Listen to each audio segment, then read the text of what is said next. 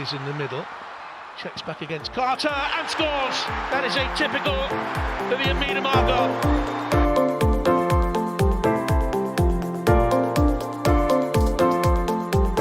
Quickly gets it back again. Oh, what a goal! Well, that sums up her season.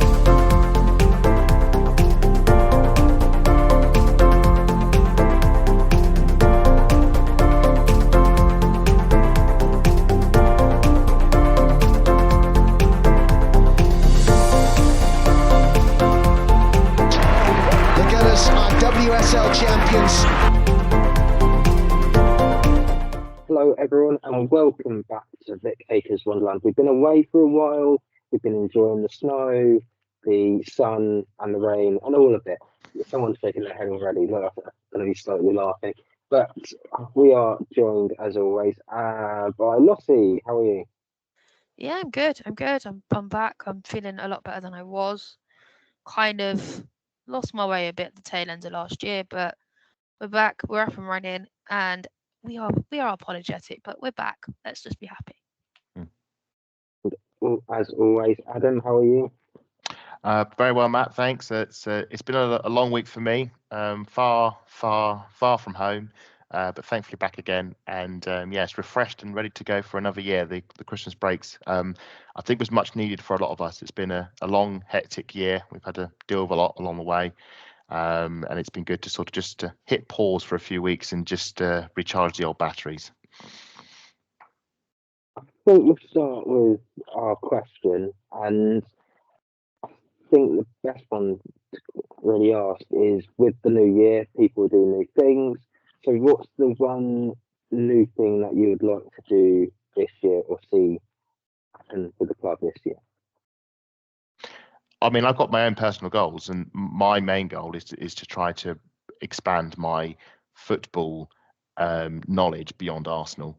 So I want to try to get into the NWSL and start watching more some games from leagues beyond Arsenal. I want to try and watch more non-Arsenal games in the WSL, so I can maybe get an idea of some of the players we're going to be playing against. But I'd like to expand my reach into other leagues, because when we do sign a player, I'd like it not to be an absolute surprise and me know nothing about them. I'd like to, when new player comes to Arsenal, I can go, oh yep, I saw them playing for so and so club for the last few months, and they're an absolute star. We're going to be on our way with them. So that's my plan, to expand my reach beyond just Arsenal. Do you know what? It's kind of a bit mad you've said that, because the last year and a half I've been keeping track of the Portland Thorns over in the NWSL, and I've said to myself I need to watch the game now. So Portland Thorns fan now, officially, as a second team. But yeah, it's also a case I keep on Orlando Pride because for Rafaeli. But that's about it for me. I think for me, something that's not football, I want to learn to drive. That would sort me out, and I'll be happy. That's me for the year, I think. I mean, get you in the car, get you driving, and then we'll get you driving to those big away games in Liverpool and Everton and Manchester. Well, that's debatable, because you guys know I like to have a drink at the football, so I'm going to promote drinking and driving. So yeah, let's just. Well, never mind. I like a tipple. I like one or two at the games, but. Yeah, no. If it's a massive game like the final, you've got no chance. Especially if we're in Derby Pride Park this year, if we get all the way to the final, yes. Yes. I haven't been to Derby in a very, very long time, so that's the dream at the moment. I can tell you, it's a very nice city. Yeah. I've just come back from Derby, so I was staying. Okay. My hotel was right by the stadium. Nice. I've been there with the men, so yeah. For me, I've tried to start writing again, so I'm starting to try and get myself into the writing that I was doing, and I'm really enjoying it at the moment, because although it's only things that I can only do opinions on, I've got no access to news or anything like that, as some people do, especially you, Adam. Wink, wink, not much.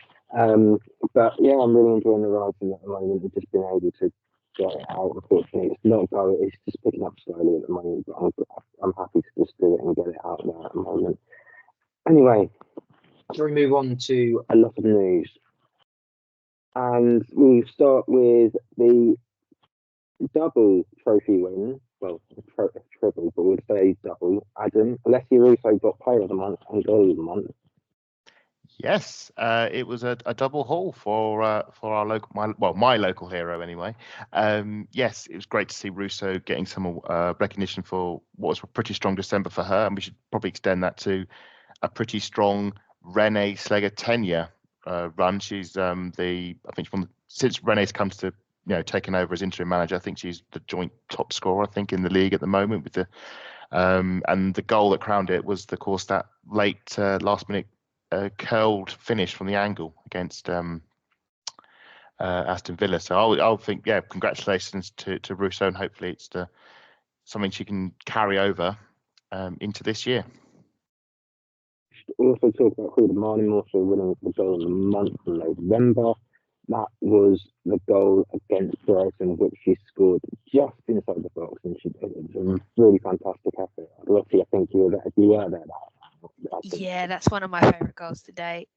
There's something magic about Freedom Marnham and the Emirates clock end. There's always a banger coming out of that end. I mean, I know I've gone on about this a million times. Freedom Marnham, Bayern Munich. This time she's done it the opposite way around, opposite side of the goal. So, yeah, well deserved. Well, with the WSL all kicking off again next week, there have been fixture changes for further down the line. The 12:30 kickoff at Stamford Bridge against Chelsea will be on BBC Two. There is then there is then Man City away. That's on the 2nd of November. The tickets have actually officially sold out. There was a limited, I think there was only less than 400 allocation for a 4,000-seater stadium, which is insane. Anyway, that will be kicking off on midday on Sky Sports for the UK customers. If you are from abroad, just double check where you can watch them. Most likely it will be on the YouTube channels. The North London Derby on the February 16th, 12:30 kickoff, also on BBC Two. 35,000 tickets have been sold already for that one. So interesting to see how many tickets will be sold before the end of the month. So I'm feeling that there might be some news further down the line that might boost those numbers a little bit more. In other news, we've been given a draw in the League Cup away to Brighton on the 22nd. That is a 7:15 kickoff. So that'll be interesting. Crawley and January's don't seem to mix, do they, Adam? No, it's pretty nippy at the moment in down here, and I imagine in Crawley in their stadium it's going to be a cold Wednesday night. I think it's one I'm going to have to miss out on. When's the kickoff for that again? So when's the date for that game? The Brighton game? 22nd at 7:15. It kicks off half hour before the men play Dynamo Zagreb on the 22nd. I'm going to miss that game, which is a little bit annoying. Yeah, I might end up having to watch that from a warmer surroundings than the ground. I don't think I'm going to make that one, but it should be a good game. Brighton away, League Cup. Last time we did have Brighton away in the League Cup, we lost on penalties after a 0-0 draw. So hopefully we'll get a bit of a better return this time around. We got the draw for a home tie against Bristol City this weekend. 3 p.m. kickoff. It was pushed back mainly to make sure that kickoff was actually made. If we do progress, then the draw will be at 6:30 on the YouTube FA Cup YouTube channel. It's an interesting one because they moved the kickoff, but at the same time, Lottie, Boreham Woods had their game postponed for tomorrow. It's been postponed, has it? Yes. Wow. Has it? Well, that's very telling because at the moment I'm about 20 minutes down the road from Boreham Wood as it is, and it is cold. We're looking at -4, -5 tonight, and Saturday's game was very telling of what's actually going to happen for me, and so I can't see the Matt. game going ahead, unfortunately, as much as. Well, I would say, Matt, I'm looking at Boreham Wood's Twitter feed. There's nothing to suggest it has been postponed, but there is going to be a pitch inspection at 10:30 tomorrow to determine Yeah, if I it'll know go ahead or not. that's going to be the same as us. That's why I go You know what? at 3 o'clock. Depending on the outcome of that pitch Yeah, inspection, exactly. I take back everything I just said. No, so I've been writing about the FA Cup ties today, and you know what? It's the Barnet game's been cancelled, and London Bees have got their home tie. So Barnet, Boreham Wood. No worries. No worries. But dependent on that pitch inspection, 10:30 on Saturday morning. Bearing in mind me being 20 minutes down the road, it's going to be -5 tonight. So I am not holding my breath up for half. Hopefully they've got all the heaters on the pitch. It's meant to be warmer on the Saturday, so we might be in for some luck. You never know. Yeah. But just keep an eye on if you're going, keep your eye on the social feeds. Yeah. Because if not, you can go watch the men on BBC One. I don't know what I'd rather do or rather not do in that situation, given how the different forms are going. I think Well, please don't complain. I was at Newcastle. Just don't go there with me. Well, let's bring some positive news up, and an apology because I actually got this one wrong. The Champions League draw will be held on the 7th of February. Arsenal can draw Wolfsburg, Real Madrid and Man City. Originally, I did say Arsenal could not draw with Man City because of coefficients. They're not the coefficients, you can't play them in the same league.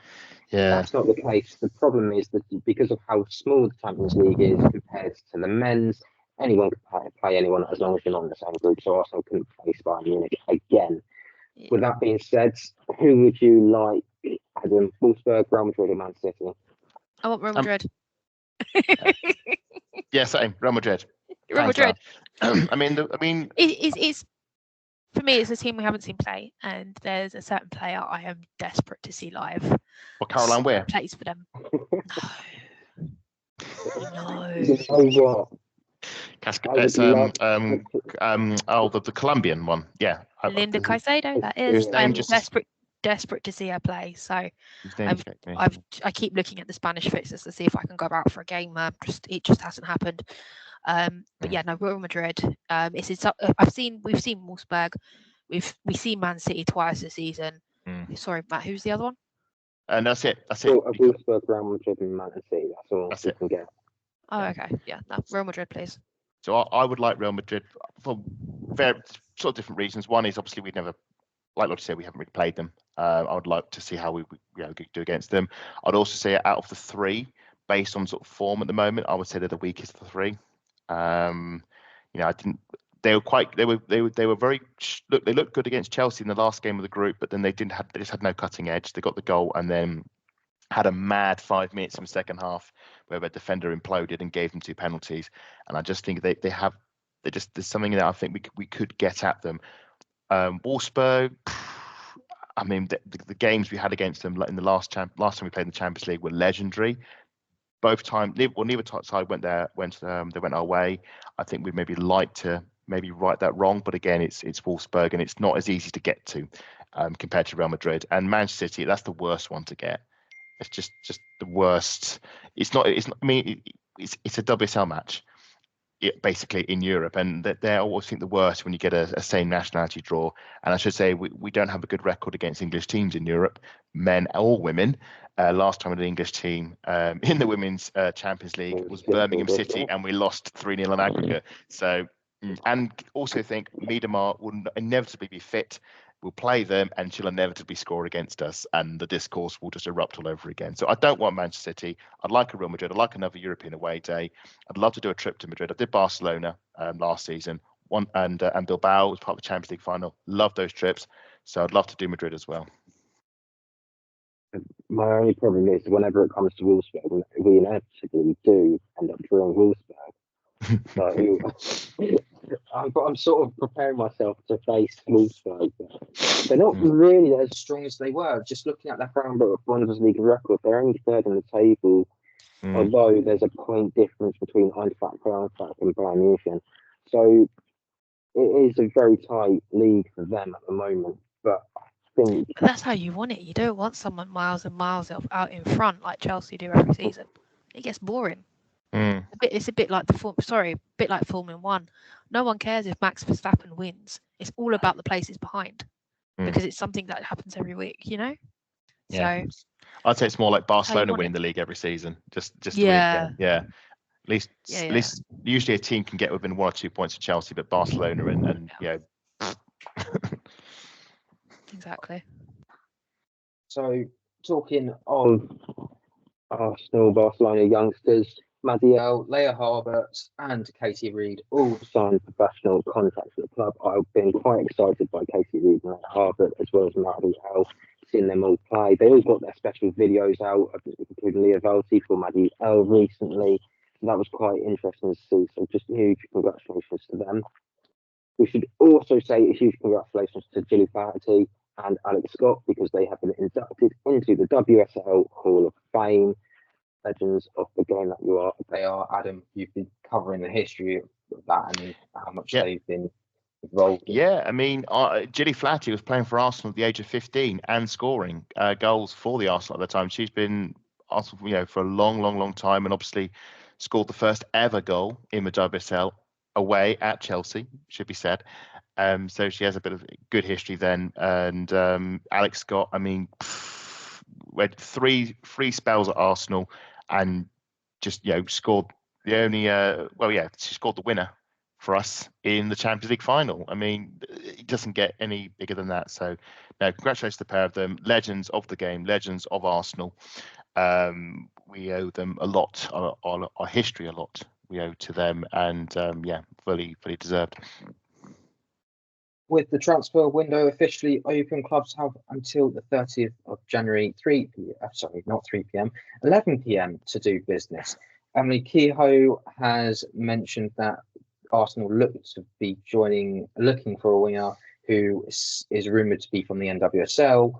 However, it's 1 in 1 out situation, so it might be keep an eye on the situation. Tim Stillman has also confirmed that Maddie Earl has returned from the loan at Bristol City. She had very limited minutes coming off the bench for them. There's also a bit of news on the new manager front. There's an announcement is expected to be made this week coming, so in time for the Palace game. That's according to Tom Gary. So I think we're all expecting Renee Sleggers to be the manager. Is that right? I was going to say Arsenal have been very much a closed shop on this one, which I always think is very impressive. There's been no sort of major sort of leaks of it. I think that there was the Nick Cushing one that squeaked out. Apparently there was an interest in Nick, which he quickly turned down, which then became very funny. We said, "I'm not interested. I'm staying at my club," and then this club promptly sacked him. As far as we know, I think it's a 3-horse race. It's down to the final 3. Renee being one of those horses in the race, she would certainly, you would say, would be the leading contender, considering that she's already in the building. So unless the other 2 managers that are in this interview process, and we will probably never know. It would be very unlikely that we'll ever know who these people are. But they would have to have something absolutely outstanding in their locker to think that they could do a better job than what Renee is doing at the moment. Who knows? It could be somebody you'd be like, wow, we've brought them to the club. Of course, they're obviously better than Renee. Absolutely give them a job, but we don't know. That's the thing. And I think it is impressive how well Arsenal have kept this in-house and kept the doors closed. And Renee was asked about this in the press conference, and she remained, as she has been for her entire tenure, incredibly tight-lipped over whether she wanted the job or not. But I think she should get it. I see no reason why she shouldn't. I think she has done well to steady the ship, because we didn't have a great start to the season, and it's great that we have done very well under her. And she had the big test, the Bayern Munich game. We won that game, so she can win those games. I don't know about you, Lottie. What did you? What have you thought of Renee at the moment? As she should be the manager, shouldn't she? No, I don't see why not at this point. I mean, you can look back and see what she's done in her job history. She's taken over. She seems to take over from Jonas to go on to win leagues and trophies. So if we can get another trophy in the cabinet, don't care which one, I'd be happy. I don't see at the minute. She hasn't given me a reason to say no. I don't want her there. So I'm quite content. I think if she doesn't get the Arsenal job, it may happen. It may be that she doesn't. That we choose a different direction. She'd want her to keep her old job anyway. So it depends on what she wants as well. Thing is, you don't want her to take the job just to keep the fans happy. No, you don't want a reluctant leader. You want her to be happy in order to get the results. Though I always think, sometimes, again, it's a line from a book that you'll know very well, Lottie. Someone always stuck with me. Sometimes the best people to lead are the ones who aren't looking for the power in the first place. Renee's has not been someone has asked for the job. The job has been put upon her, and she's done well. But I would say that if she chooses not to be the Arsenal manager, I can think of plenty of clubs who would absolutely snap her up. Yeah. Literally, they're right almost to have her. Or maybe Jonas will take her under a wing at San Diego, and she'll end up. And then when Jonas leaves that club, she'll become the manager of San Diego, and the cycle will continue. Possibly, you never know. So we will quickly move on to the results that we missed. Arsenal winning 4-0 against Aston Villa.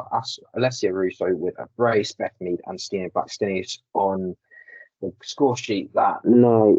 Lottie, what were your thoughts on the game? Yeah, no, I really enjoyed that one. I mean, Villa again are really struggling in the season. They've now lost their manager. I haven't seen anyone come back into place unless I've missed something. Probably have, no, me, because Adam looks like he's going to say something in a minute. No. I'm not aware of a new manager coming in at the moment for Villa. The B-Tech Arnie Slot has resigned, so to speak. I can't think of his name. He looks like Arnie Slot. So Robert DePaul. Yeah, Robert DePaul. There we go. Sorry, I know that was really disrespectful, but I just couldn't think of his name. Yeah, very, very, very. But it's going to be interesting to see who they also bring in, because obviously we're supposedly shopping for a new manager.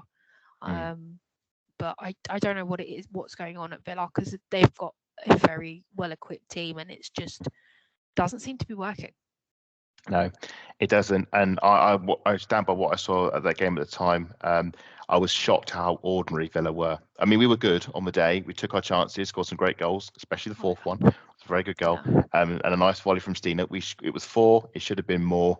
But Villa, for the talent they had in their team, were woefully underbuzzed, under energy, undercooked, however you want to phrase it.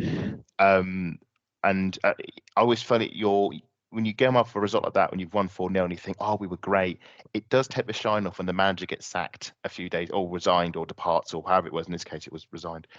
It does take the shine off, because you think, maybe it was because they were rubbish rather than we were great. But I think it's probably a bit of pot A, a bit of pot B. With the talent they've got. A bit of a balance. Yes. And we should say, we know it's that not quite more than the others, so to speak. And they've got about 4 or 5 ex-Gooners in that team, so we know there's talent. Hopefully they can get a manager in that can keep them up, because they should be comfortable mid-table with that team. So they made the wrong choice in the summer. They've got another choice to make now. They won after 3 in the Champions League group. That was Linfield, Leslie Russo getting a brace again, and Frida Marnin on the score sheet that time. That also secured Champions League football officially, and also gave Arsenal a chance to win that top spot, shall we say, get going into that crucial game against Bayern Munich. Lottie, what were your thoughts on this game? It was cold. It was very cold. But I actually took my camera into the game for the first time ever. So no, this is the Valerenga away game. Valerenga away. Yeah. Okay. You weren't there for that one. I remember that game. It's been so long. Yeah. I was there for that game, and like Lottie was saying, she was absolutely right. It was very cold. It was sub-zero. It was Baltic. It was Baltic. It was Arctic. It was it was Norway, and I want to say hats off to Norway. Norway is a gorgeous country, especially around Christmas. And I had an amazing 3 days over in Oslo, just gorgeously beautiful, an absolute Christmas tree, and the game was pretty good as well. An interesting start to the game. They opened up, as we know in Europe, big away days. You go there, they have a big tifo up to sort of intimidate the crowd, and they thought the best way to intimidate us was a tifo of Elsa from Frozen, which was a curious choice. To be fair, I think Elsa from Frozen's meant to be a Norwegian Disney princess. Well, anyway. yes, I know, but it's hardly when it. Fair play on them. I was going to say it's hardly to send chills down the spine, but our Yeah, spine was pretty chilly, but that was the weather. What, maybe 10 years old, so all the younger fans coming from, like, oh my god, that's amazing. Whereas you look, people like us are like, oh, okay. It was a really enjoyable trip, and the game was pretty good. Two goals in the first half, really good goal from Russo and Frida, and then the second half, attacking towards us, a brilliant bit of skill by Ford on the wing. Crossing the box and Russo volleys home, and we just sang the team home. That was the game where the last Christmas chant for Renee Slegers really sort of took off. I was actually having a chat with the sports club we were in a Christmas market, and turned out somebody chat to come up with it. I always thought it was, it would be a good idea, and someone else had thought of it, and then it really took off in the stand, and I think it went a bit further. Well, we'll talk about the Bayern game in a bit, but it was a really good atmosphere, a really good away day. I think we had about 1,000 fans over there, which was just bonkers. And I was talking to some of them before the game. Some of them are Norwegian, some of them were Scandinavian, a lot have flown over. But a really good away trip, and a crucial one. Bayern Munich, they'd slipped up on their previous match day. They only got a 1-1 draw. Obviously opened the door for us in this instance, and we took it, and set us up very nicely for the final game of the group. The next game was the game against Liverpool, where Arsenal won 0. Alessio Russo again on the score sheet. The difference. It felt to me going into this game, it didn't feel like an Arsenal game. It just felt like we were just there to score the one goal, and that was that. But you didn't see the Liverpool really turn up there. Adam, you were also there that day as well. Yeah, it wasn't a great game. It wasn't a game that will live long in the memory. I was lucky because I was by the corner flag, so I was able to film the corner that we scored from. There was a bit of a chuckle because Liverpool had put their drinks crate right by the corner flag. So McKay went over and had to pick it up and casually toss it aside. Some would say this was a set piece routine. Some would say this was a miskicked corner that worked to our advantage. But we got the corner in. We went a bit set piece FC, and Russo bundled it in for 1-0. I was going to say, you should know by now, it's set piece, ole ole. It is set piece, ole ole. It's great that our set pieces may now finally be a threat again after an awful season last season. Should have been 2-0, and that was just hung over like a dark cloud for the rest of the game. We got the penalty. Mariano take it. I thought it, based on the angle where we were sat, I thought it'd been saved. It's not. She hit the keeper the wrong way. It hit the post. And I always think when you miss a penalty like this, you can't lose this game. You just cannot lose this game. We had a few scares. I was getting a few sort of LSV flashbacks. McCabe did hit the post with a misplaced header, but again, a bit like the Villa game, Liverpool offered nothing really. There was a few. I think it was Olivia Smith. At the beginning had maybe one or two moments, but I think they had one shot on target. It was a very empty performance from both sides. Arsenal obviously were knackered because they come from Norway.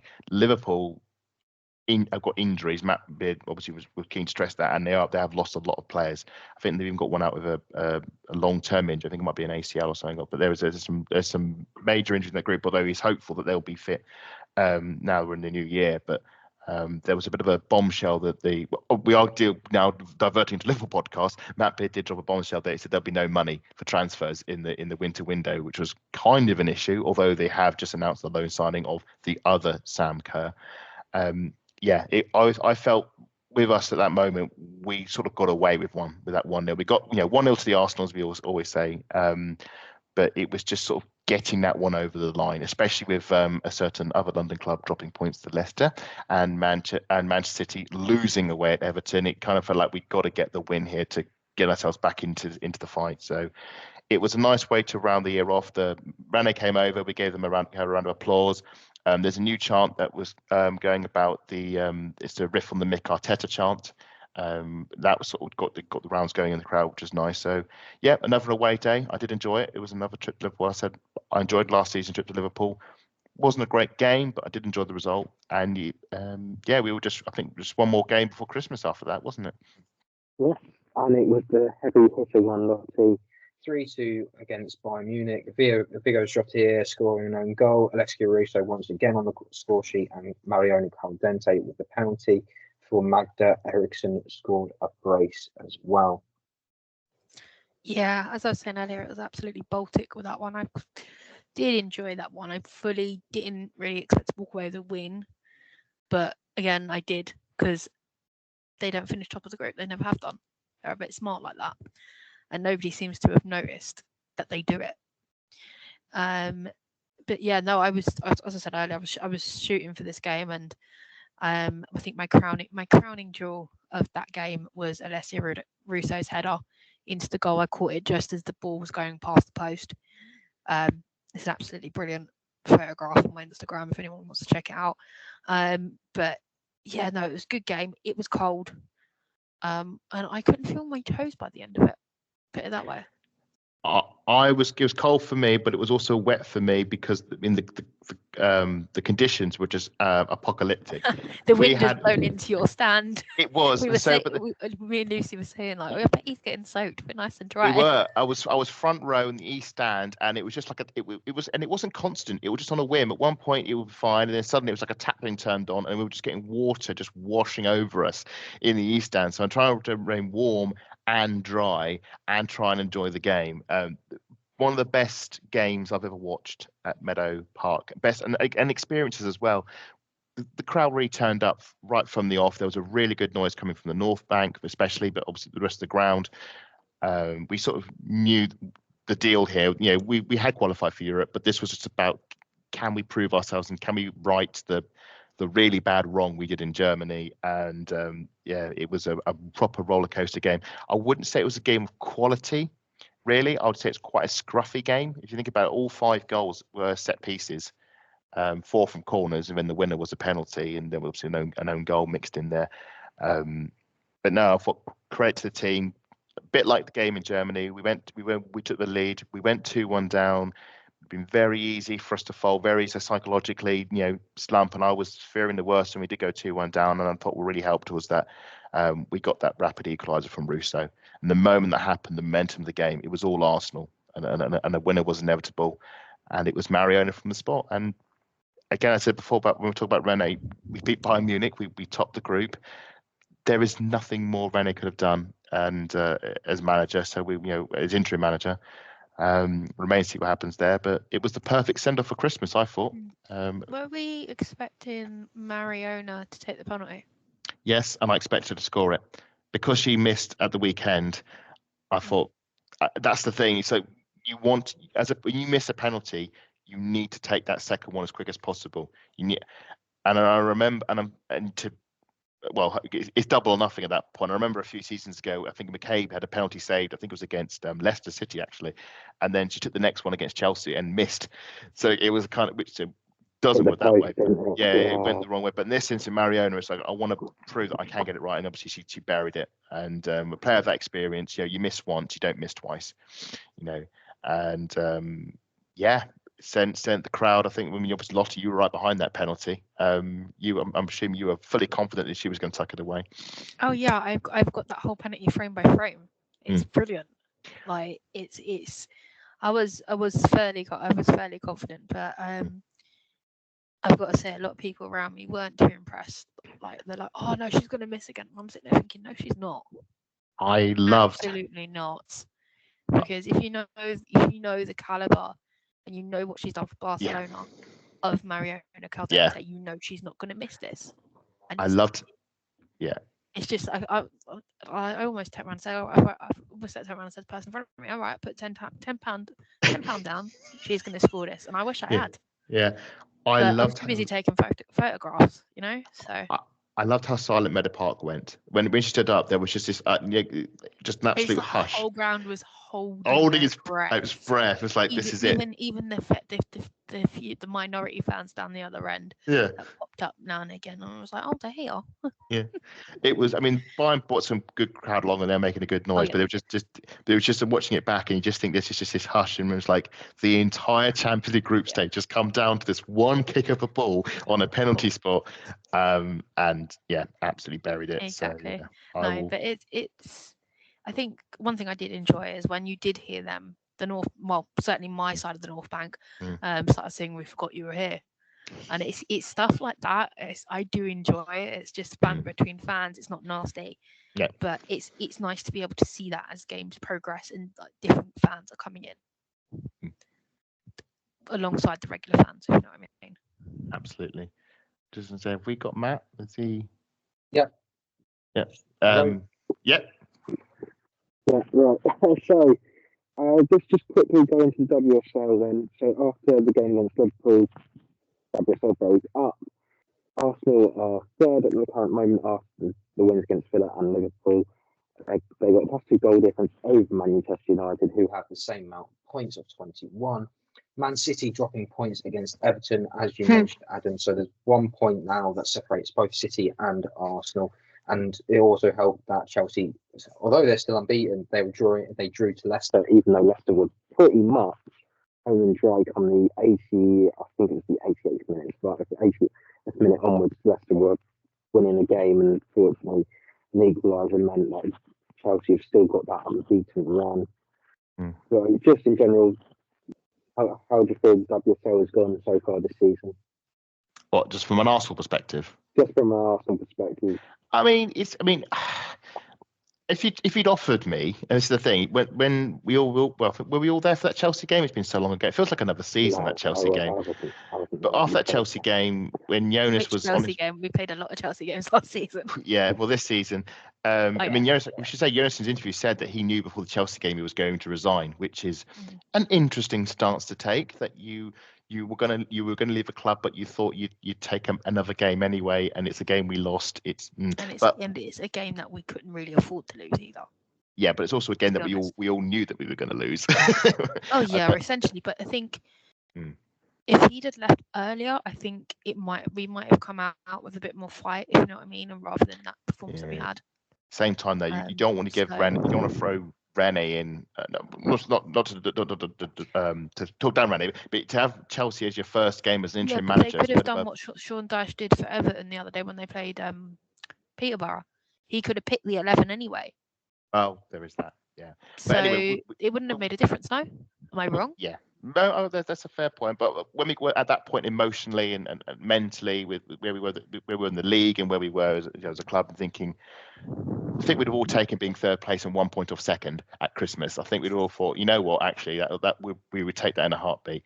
Of course, as an Arsenal fan, the goal is not to finish third. The goal is not to finish second. The goal is to win the WSL. And I don't think we're going to do that for two reasons. One is obviously because of the wretched start we made. I know we've only lost one game, but there's too many draws in there for my liking. And also, it's 3 draws and a defeat. I think, that's 2, 4, 6, that's 9 points dropped, which is the equivalent of 3 defeats. So, do the maths. And also, Chelsea are on an unbelievable season. They've only dropped 2 points. And I just think they've got enough in the tank that they can ride out the rest of the season. They've got enough of a contingency.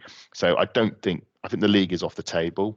But they've got a reasonably easy game when they come back as well. So that's West Ham.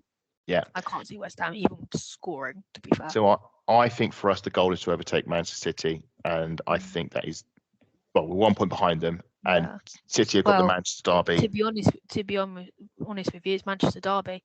Yeah. So if Man United do end up beating them, it means we have to win. Yeah. Otherwise, Man United stay in second. So I think the goal for us is to try and get a second place finish, and the goal for then is to go for a cup competition, the League Cup, the Subway Cup, or the FA Cup. So it's not the season we wanted, but it's the season we've got to deal with. It's a failure on the league front, so it's all about building towards trying to be in a league winning position for next season. But we know being Arsenal fans, life is never easy. We never do it the easy way. So oh no, we wouldn't be Arsenal otherwise. It's all about the journey, not the destination. Yeah, it wouldn't be the Arsenal. Yeah. So then let's turn towards our opposition, which is Bristol City, second in the Championship, which I was a bit surprised about considering how the season went for them in the WSL last year. 21 goals, 11 conceded. They finished fourth in their League Cup group and conceded 10 goals while scoring 4. A good beat Southampton 3-0 in in the previous round. So Stephen Kirby is now the head coach after Lauren Smith left at the end of the season. In WSL opposition, they drew to Leicester, but won on pens. Because of the way the format went, so they got an extra point for that. And they lost to Brighton 6-2. So, however, just a quick stat on this: is the 40th meeting between both sides. Arsenal won 33, drawn 5, and Bristol City have only won 1. Yes, and I could probably guess when that one win against Bristol City / Academy / Rovers was, because I think it was towards the end of the Shelley Kerr reign back in 2014, I reckon. I think she had so yeah, it should be a good game. We do have a bit of fun history with Bristol City, or Academy as they were then known, because we beat them in 2 FA Cup finals. So hopefully we can harness a bit of that and get the win at Meadow Park. And it's obviously special because it's going to be with our No More Red kit as that campaign continues going, which is great to see. I think Bristol City, as they are now, will give us a tough game. Like I said, they are second in the Championship, joint top. I think it's goal difference they're behind. So Yep, Birmingham have a goal difference of 12. They've got 10. So they're looking to come back up. You've got to give them credit for that after last season. So they're going to yo-yo. They're going to be one. They're going to be like Possibly. Possibly. It all depends on who's going to go down in the WSL. Though you look at that, and it's going to be an interesting sort of challenge, because it could be Crystal Palace, it could be Leicester, it could be West Ham, because then neither of them are safe. But it also could be Everton, Liverpool, or Aston Villa, because none of them have broke double digits in the points. So it's going to be interesting to see what happens. It's interesting about the relegation battle, because for the last 2 seasons, it's usually been either one person's completely cut adrift, or there's been maybe 1 or 2, but we haven't really had a proper multi-club relegation tussle. There was that surprise win from Crystal Palace, though. No one expected them to win that game. No. So I'm quite impressed, because you look at Bristol City like last season, and it's no disrespect at all, but they didn't even win a game. I think they won one game against West Ham. Away at West Ham. They actually won away at West Ham, and we didn't. West Ham didn't win a game from where we won. And then that's it. Yeah. When they beat us, and then they sort of cursed us not winning at home. Yes, that is correct. Sorry. But they lost. I think they lost every home game. They lost every game at Ashton Gate. Bless them. But after that, it was solid losses. I don't remember how many draws they had last season. But Crystal Palace have pulled off 2 draws so far this season. They've earned their 5 points, which is great. Yeah. So we'll see. But yeah, anybody from 7 to 12, no one is safe at this point for me. When I'm looking at that table. Point tally is about 14 points keeps you up, so it might be one to keep an eye on, because it might be the case that teams will be getting points against each other, and it will be very much till the very end sort of relegation. I get that. If it's 14 points keeps you safe at this stage, you might as well throw Tottenham into that. Oh, we can all as well. They've only got 11 points. We can all dream, can't we, Lottie? We can all dream the idea of. Yeah, but then we got no North London derbies. It'd be boring. I live for a North London derby, mate. Yeah, same. I mean, I've got going to the men's next week. Oh, that's going to be fun. A month later, I've got the women's. Press conference as well. Apart from the fact that Renault been asked so many times about the job and whether or not she liked it, whether she enjoyed it. There's a bit of an interesting bit about the transfer. So she said there's a lot of people working behind the scenes on that technical committee and recruitment department, and Claire Wheatley. There is a direction the club wants to go in, so it's not just dependent on the head coach. We are happy with the player group we have at the moment in terms of players in hand. So, Yeah, so I was following along with this at home. Not surprised really. So I actually think this is one of the reasons why they haven't been like manically rushing to get a manager in. Because if there was a need to get lots of players in, you'd want to have your main figurehead established in advance, because then players would know who they're going to be playing under. The fact that they're not looking to do a trolley dash and maybe looking to bring in I think we said before, one player, it's not as important. It will be important this summer, where I think we can maybe have a guess at maybe one or two players, we might have our eye on, players who, let's say, we may have been linked with last summer. But it is an interesting stance, because I do think whether the club want to shop one round or not, or want to bring players or not, I do think there are players needed, and players that would be worth bedding in the second half of the season, so they're up to speed when we go for it at the start of next season, because you can use these next 4 to 6 months to sort of warm the players up. I think of the likes of Blackstenius and Palova, who had really good sort of seasons following up because they had that sort of bedding in process. Contrast that with the likes of Chloe Lacasse, who we wanted in that winter window, we didn't get, and then she was having to sort of come in almost sort of cold and settle in whilst we were negotiating getting Bethany back in, and it never really worked in the end, and it all fell apart. So it's an interesting stance to say that, the squad is quite big. It was given a lot of reinforcement during the last few sort of seasons under Jonas. But I think we could probably guess at maybe a player who may depart. I have heard the rumours about the winger. I've seen some of the names people have suggested, but as we all know, when it comes to signing players, it's considering what happened in previous windows, it's usually a long, drawn-out process, and who knows if we'll actually even land the deal or not. And I wouldn't be surprised if we came away with the window with the same squad that we went in with. And it remains to be seen if that will be the right call or not. Of course, there is only one announcement we do care about in this window, and that's who the manager is. That's the only one we're keeping our notifications turned on for. Is that might be one that you're looking at. If I'm looking more towards the loans at the moment to see who's going to be going out, who's going to be developed.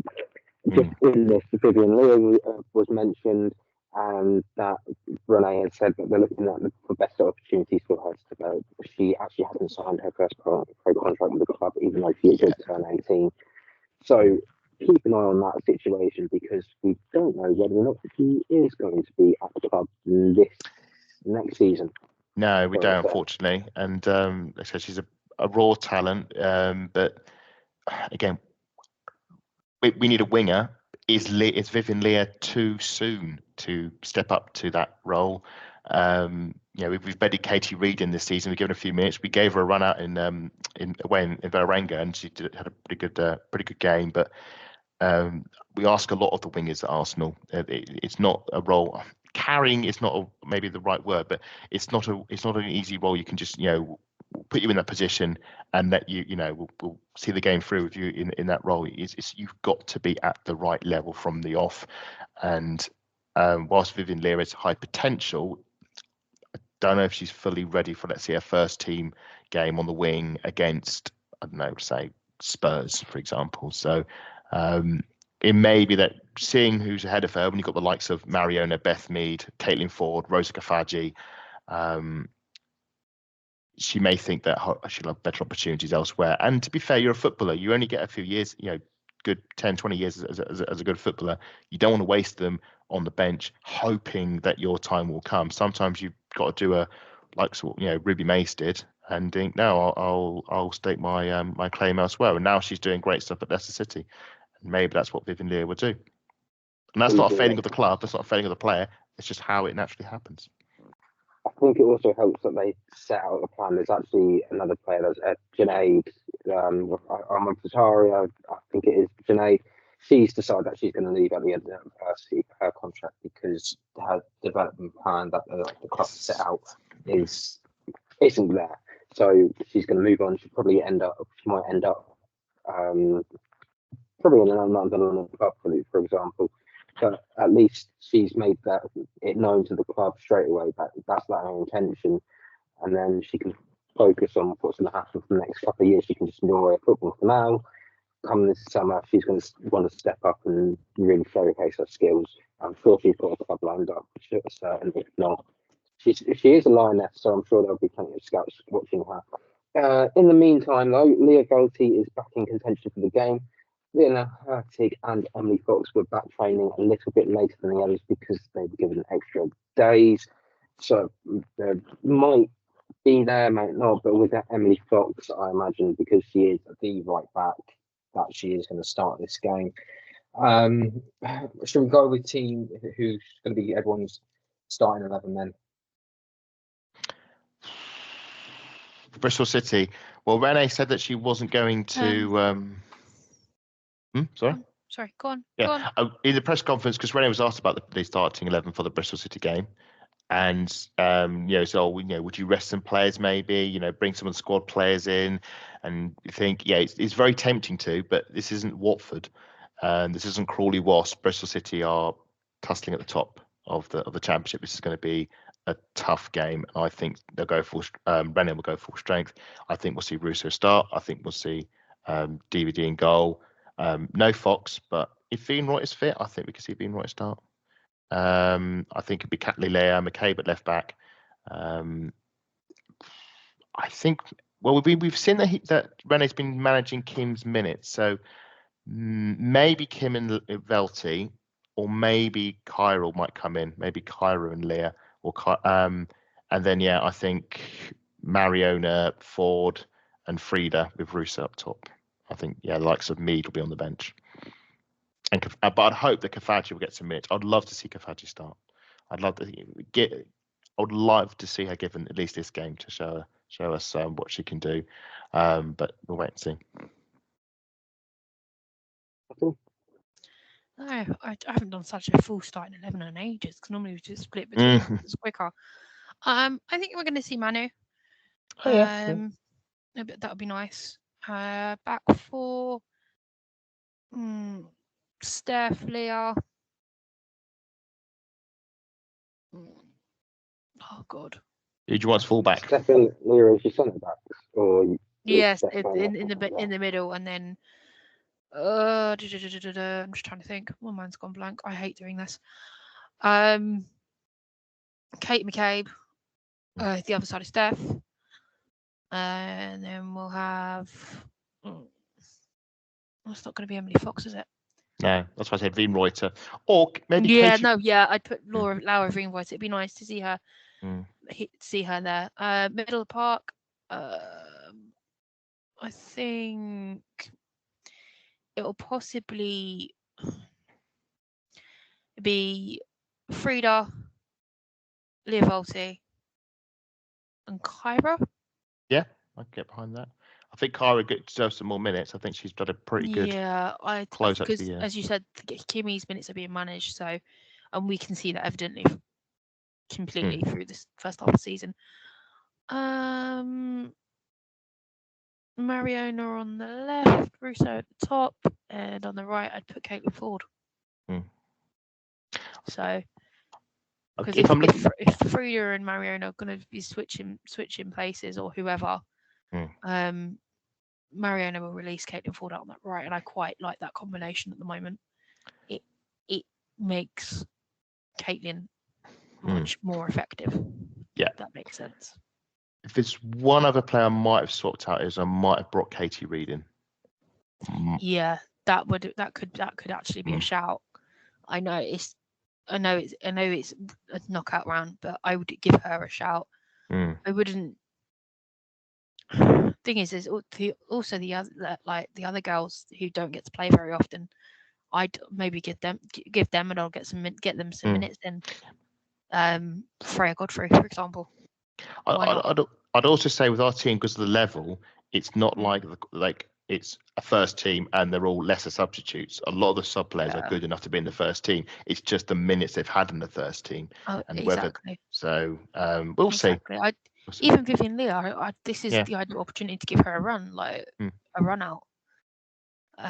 So I don't see why not at this point. They're not going to gain experience if you keep them on the bench. think I will go with Manu in goal. I think Manu's going to be the goalkeeper, the cup goalkeeper now till the rest of the season, unfortunately. Unless there's a few games in the WSL where she'll be swapped around. I think we might have to look at Steph Putney playing left back and stopping Kate McKay playing that amount of minutes because that is insane. Give her a little bit of a break. Centre back, I would say Leah Godina and Leah Williamson. And right back, I think I'll be adding on this on Laura Banner to give her some more minutes. In the middle of the park, I think I'm going to say Kim Little to start with. I think it'll be Cara Cross as well. I think Leah Volti's probably going to come on in the second half. And then Frida Marnham as the attacking midfielder. On the left, I would probably imagine that we will see Mariona Caldente once again. I think we might see Beth Mead on the right this time just to see if that combination works. If not, I think we might see Beth Mead on the bench more this at the end of the season. Well, if not, and I'm going to go with both of you. A player you both haven't talked about, and that's Stina Blackstenius up top. Okay. Yeah. I could see that happening as well. Like Stephanie didn't give her a game because she doesn't start as many as maybe she should. But at the same time, when you're a striker and you're on form, you don't want to lose that rhythm. No, but then technically they all need to rediscover it. They've had 4 weeks off. Well, there's an even more reason to make sure that she hasn't. We should say Arsenal historically have been started years quite cold. I've taken a while to sort of get back up to pace. A few seasons we've had a few. Birmingham City away springs to mind. I knew you were going to bring that up.